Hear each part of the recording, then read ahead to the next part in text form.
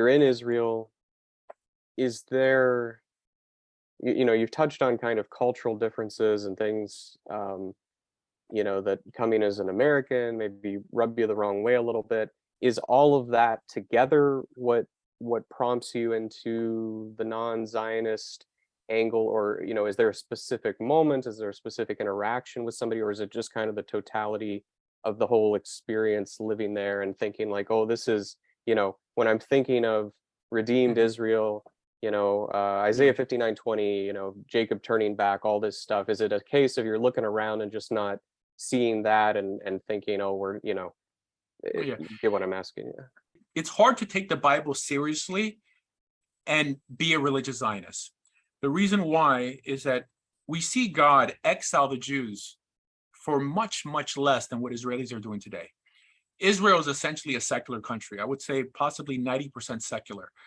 I guess God could use anything, but if it's the same God that we see appear in Tanakh, now he's in some way going to use this as a catalyst for the Messianic age. It's hard to process that. So then I realized that no, it behooves Israel not to identify as Israel, because if they were truly identifying with Israel, assuming God's character doesn't change, then destruction's coming on Israel. Israel has more abortions per capita than the US, has more homosexuals within it per capita than the US. It's actually the gay capital of the world, Tel Aviv, that recently was voted. It's extremely to the left, i.e., it holds values that are antithetical to biblical values. It's hard, it's really hard to marry both ideas, i.e., Herzl Zionism, right? I mean, even though someone considered themselves a religious Zionist, it's still built off of Herzl Zionism, and Torah.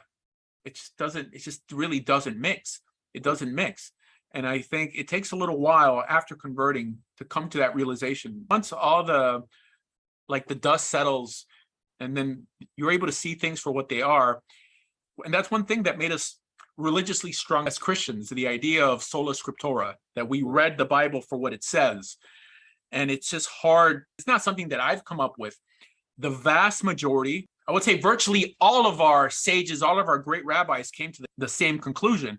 It wasn't really till Rav Kook that even dreamt of the idea that a secularist could play any part in the redemptive process. It just doesn't make any sense theologically.